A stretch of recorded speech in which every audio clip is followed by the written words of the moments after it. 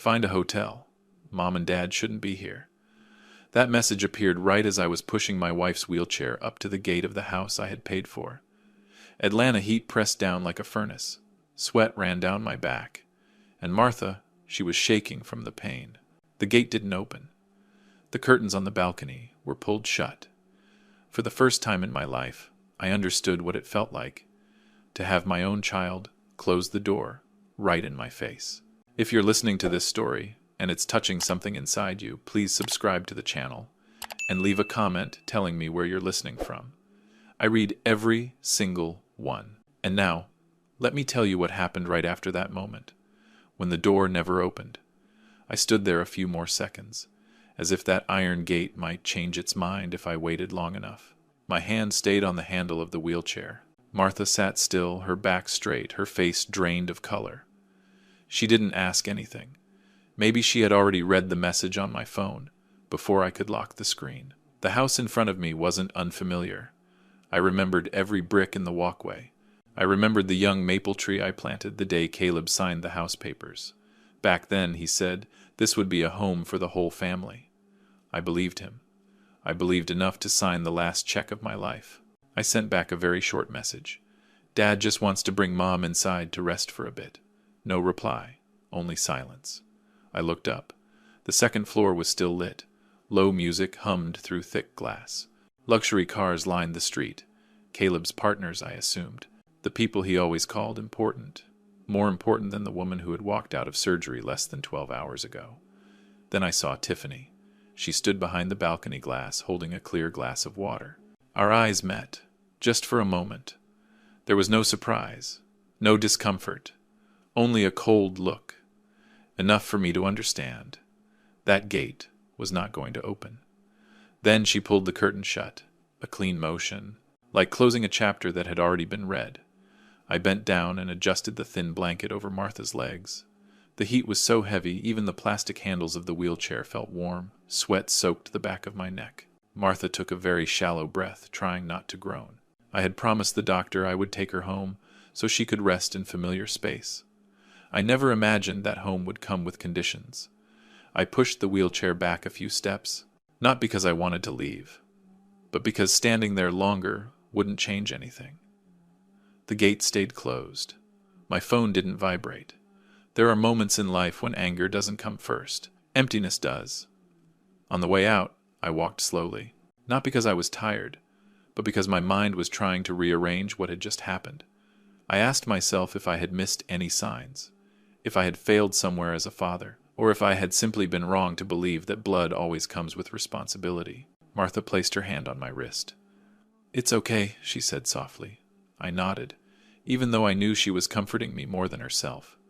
We didn't talk in the car. The air conditioning ran at full power, but it couldn't push away the heat outside.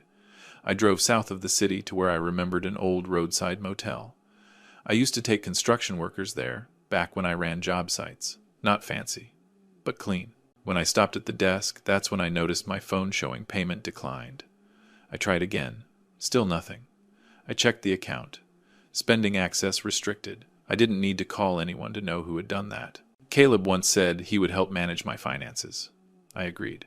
Because I thought I was old. Because I thought trusting my son was natural. I never imagined that convenience would leave me standing at a front desk awkward, like a man asking for charity. The clerk looked at me, then at Martha.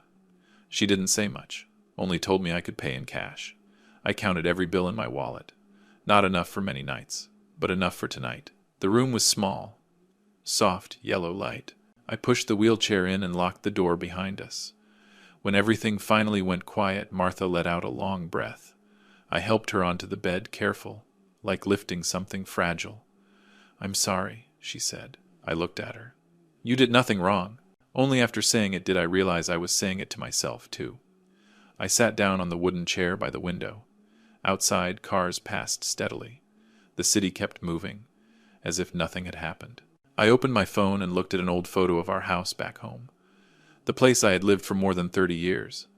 A new message appeared in my spam folder. An email notification about a property listing. Sender name, Caleb. I didn't open it right away. I placed the phone face down on the table. At that moment, there was no thought of revenge. No grand plan. only one question repeating slowly, heavily, in my mind. When a child closes the door in front of his own parents, what is the very first thing that truly breaks? I did not open that email that night. I knew if I did, I wouldn't sleep, and Martha needed quiet. I turned off the light and lay down on the narrow couch by the window. The old air conditioner hummed steadily, like a tired clock. I stared at the stained ceiling and let the memories drift in on their own. The day Caleb received his college acceptance letter, he ran into the workshop while I was working the night shift. My shirt still smelled of machine oil. He held the letter up his hands, shaking. I didn't read it right away. I just looked at my son's face and understood that from that moment on his life would turn in a different direction. And mine would require more work. I started taking extra shifts. 3 shifts a day were not unusual. Morning at the factory, afternoon fixing machines for a small shop, night deliveries behind the wheel. Some days I didn't come home before sunrise. Martha got used to reheating dinner 3 times. She never complained. She only asked if I was tired. I sold my father's watch in Caleb's 2nd year of college. It wasn't the most valuable thing I owned, but it was the only thing my father left me. I remember placing it on the pawn shop counter. The hands kept ticking. I stood still. I told myself that objects were just objects. Children were what mattered. Caleb graduated. He got a good job, wore suits, drove a nice car. He talked about image, about connections, about how you had to separate to succeed. I nodded, even when I didn't fully understand. When he said he wanted to buy a villa in Atlanta to make business easier, I didn't ask many questions. I asked just one. Is it enough? He said he was short. I transferred the money. That night in the motel room, I opened the email. Line by line, cold and deliberate. A notification listing my old house for sale. The house where Martha planted flowers by the porch. The place I thought we would return to when we got old. The reason was written simply asset restructuring for investment. I finished reading, and my heart didn't beat any faster. There was only emptiness, as if someone had cleared out a room before I had a chance to say goodbye. Martha woke up while I was sitting on the edge of the bed. She looked at me, then at the phone in my hand. I didn't hide it. I handed it to her. She read very slowly. At the last line, she paused longer. He must have his reasons, she said. I didn't answer. Not because I was angry, but because I was no longer sure that reasons still existed between us and our son. The next morning, I took Martha in for her follow-up. The doctor said the surgery was progressing well, but she needed rest in a stable environment. I nodded. I didn't say that the stable environment had been locked behind a gate. On the way back, I received a call from the bank. They confirmed the account restrictions per the request of the authorized person. I thanked them. My voice was calm, so calm it surprised even me. Some people shout when they're pushed into a corner. I don't. I spent my life as an engineer. I'm used to observing, measuring, waiting for the right moment. I began to look at everything, not through emotion but through structure. That afternoon, while Martha slept, I took out an old notebook. I wrote down everything that had happened. Dates, times, messages, emails. Not to accuse, but to understand the full picture. When everything was on paper, one thing became very clear. I had handed over control of my life to someone else for far too long. I called an old friend. We worked on a project together more than 20 years ago. Now he's a lawyer. I didn't vent. I only asked what options I still had. He was quiet for a moment. Then he said, "You do, but you have to be ready to accept that things won't go back to the way they were." That evening I sat beside Martha's bed. She was more alert, but her eyes no longer looked at ease. "What are you going to do?" she asked. "Find the boundaries again," I said. I didn't sleep much after that. Not from worry, but because my mind was working again, the way it did when I was younger. I didn't look for confrontation. I didn't call Caleb to demand answers. I understood that conversation only matters when both sides still stand on the same ground of respect. And that ground was pulled away the moment the door slammed shut in our faces. One morning I received a message from Caleb. Short, "Are Mom and Dad okay?" I stared at that line for a long time. I didn't reply right away. I thought about Martha, about the wheelchair at the gate, about the curtain being pulled closed. Then I typed one sentence. "Dad wants to talk. Properly." The moment I sent it, I knew I had stepped into a different phase. No longer a father who only sacrifices in silence, but a man who understands that if you don't stand up to protect your own value, silence will keep being mistaken for permission. And this time, I had no intention of standing outside the gate again. Caleb's message was answered almost a full day later. He said he was busy, but could arrange a meeting to clear things up. The way he phrased it told me this wasn't a conversation between father and son. It sounded like a business appointment. I agreed. Not out of hope, but because I needed to see everything one more time in full light. I didn't go right away. I spent the next few days doing small but necessary things. I changed the contact number with the bank. I took back access to the accounts in my name. No noise, no accusations, just putting things back where they belonged. When you've designed complex mechanical systems, you learn that failure often begins with one bolt placed in the wrong spot. While Martha rested, I called my lawyer friend again. We met at a quiet coffee shop. I brought a stack of papers, messages, emails, transfer records, the house purchase documents. I didn't need him to tell me whether Caleb was right or wrong. I only needed to know what I still had the right to decide and what I had unknowingly handed away. He reviewed everything carefully. Then he said one sentence that left me silent for a long time. "You're still the one who paid for that house, and you have the right to choose the beneficiary, or choose no one at all." I nodded. That sentence didn't bring relief. It only confirmed something I had already felt. I had confused trust with letting go completely. That evening, I opened the old notebook again. I didn't write about pain this time. I started writing options. If I stayed silent, what would happen? If I faced it, what would change? I wasn't looking to reclaim what I'd lost. I was looking to end a pattern. The idea came slowly, not like a flash of light, but like lines gradually forming on a blueprint. If that house was no longer a home, then it should no longer be used as a tool for anyone to hide their indifference. I asked the lawyer about support funds for seniors. He introduced me to a local organization, transparent, focused on helping elderly people abandoned by family after illness. I read their files through a long afternoon. The stories weren't much different from mine. Only difference was, many of them never got the chance to stand back up. I signed the transfer papers with a very clear state of mind. Not revenge, not punishment, just an ending. When I put the pen down, my hand didn't shake. I knew I was doing what needed to be done. Nothing more.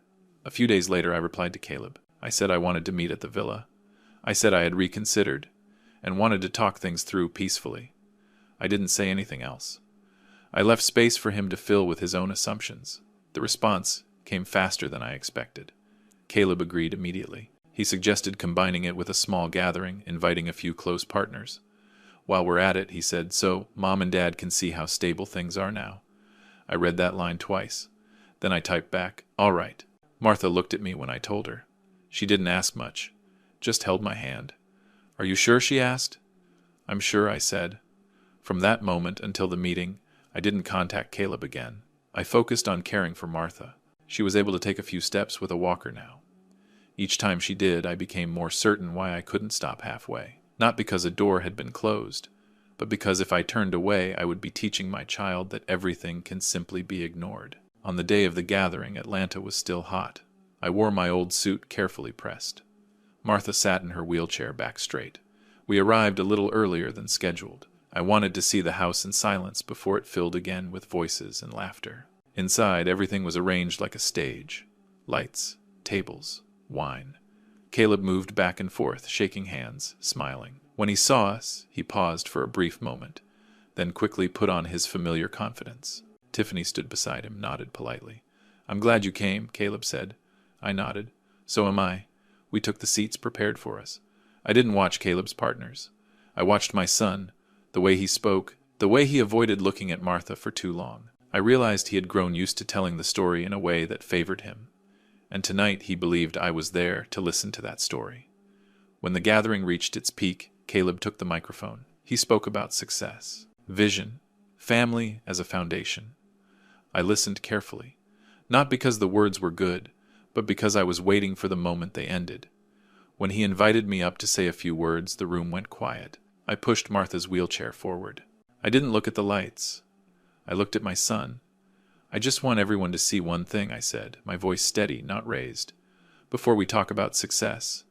I gave a signal. The screen behind us lit up. and in that moment I knew I had reached a point of no return. But this time, I wasn't standing outside the gate. I was in the middle of the room, with the truth placed exactly where it belonged. The screen lit up slowly. No opening sound, just raw footage, slightly shaky. I recognized the angle immediately, because I was the one who set that phone down on the stone base by the gate. That day, the sun was brutal. White light reflected off the pavement, making everything look harsher than usual. In the video, I was pushing the wheelchair. Martha sat still, both hands on her lap. Her face looked tired, but she was trying to stay composed. The timestamp showed in the corner of the screen. Then the message appeared. No need to zoom in. The words were clear enough. Find a hotel. Don't ruin my space. A subtle wave moved through the room. Not loud whispers. Just deeper breaths. Eyes shifting. A chair scraping softly somewhere behind me. Caleb stood beside me, microphone still in his hand. He didn't say a word. Tiffany looked up at the screen, then turned away quickly, as if the light itself hurt her eyes. The video continued. Me replying. No response. The gate still closed. Then Tiffany appeared on the balcony, standing behind the glass. That part lasted only a few seconds, but I knew it was enough. I signaled to stop the video before it ended. I didn't want to drag it out. I didn't need sympathy. I only needed the truth to be seen where it belonged. I'm not showing this to blame anyone, I said, my voice steady. I just want people to understand something.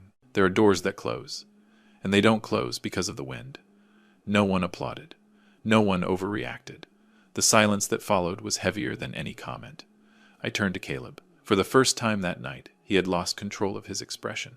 Not anger, not obvious shame, just raw confusion, like when a carefully told story gets interrupted halfway through. My lawyer stepped forward. He didn't look at Caleb.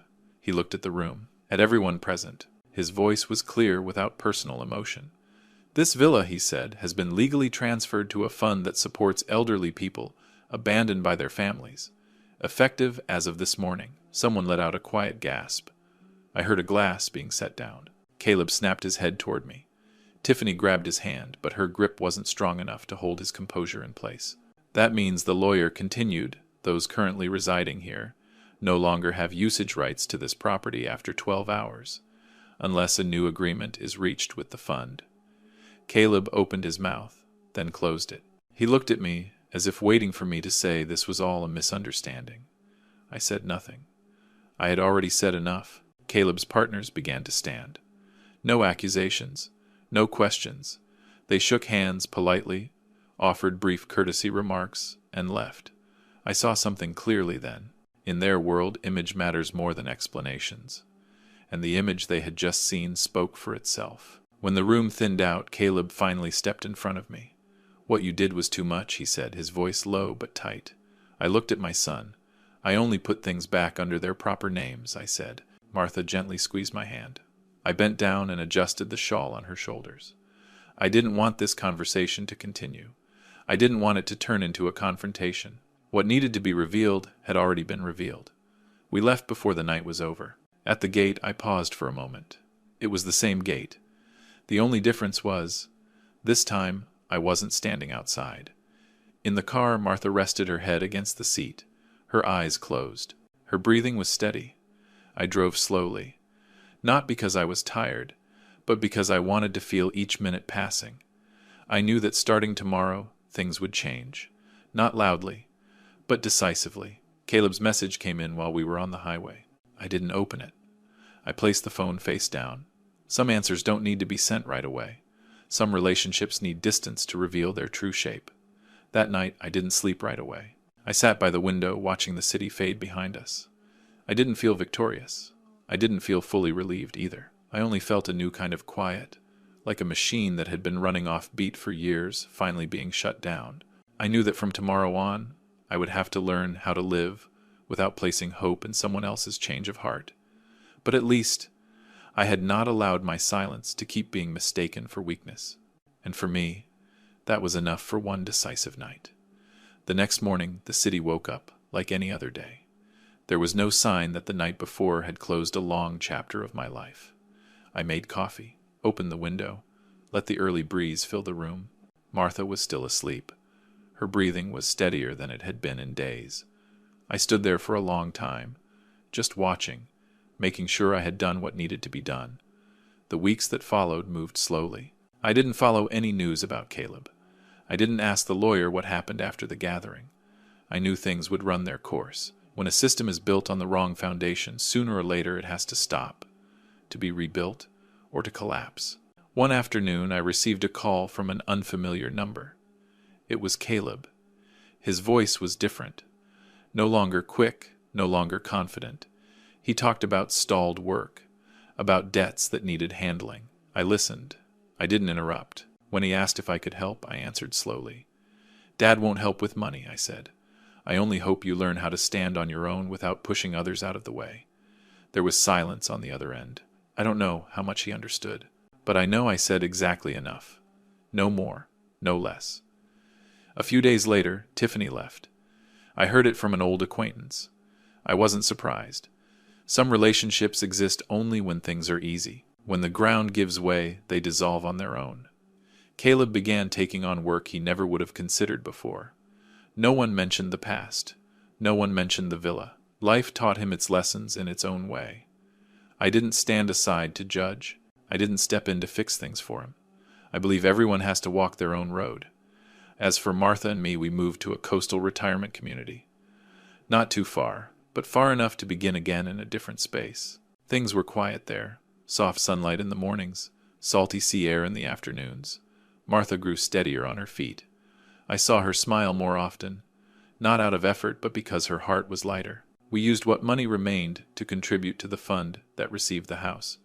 Not for recognition, only because I knew there were other elderly people standing in front of closed doors just like we once were. If my choice gave them a little more support, that was enough. One afternoon I sat on a wooden bench, facing the sea. The waves weren't large, but they were steady. I thought about the old house back home, about the workshop, about years of non-stop work. I had no regrets. Only one quiet realization, that I had confused sacrifice with losing boundaries for far too long. My phone vibrated, a missed call from Caleb.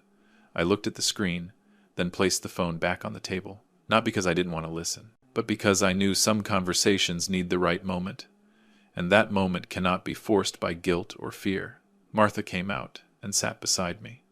She leaned gently against my shoulder. We didn't speak. In front of us was the sea. Behind us, everything we had lived through. And I understood something clearly then. Peace doesn't come from getting back what was taken. It comes from realizing you no longer need it. I thought about a line that had stayed with me for a long time. A home isn't built from bricks and stone.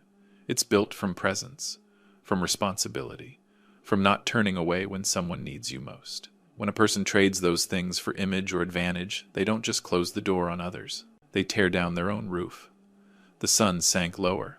Light reflected off the water, slowly softening. I took a deep breath.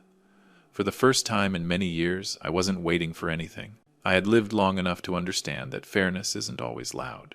Sometimes it's simply standing in the right place at the right time, and refusing to be pushed outside ever again. I stood up and pushed Martha's wheelchair back. Behind us, the sea remained. Ahead, the road wasn't long, but it was calm enough to keep moving forward. And for me, that was a good ending. If you've listened to this story all the way through, thank you for staying. If it made you think about family, about boundaries, about respect, please like the video, subscribe to the channel, and share it with someone who might need to hear a story like this. Every follow helps me keep telling stories that are slow, honest, and meaningful. Thank you for listening, and may you always find peace in the place you call home.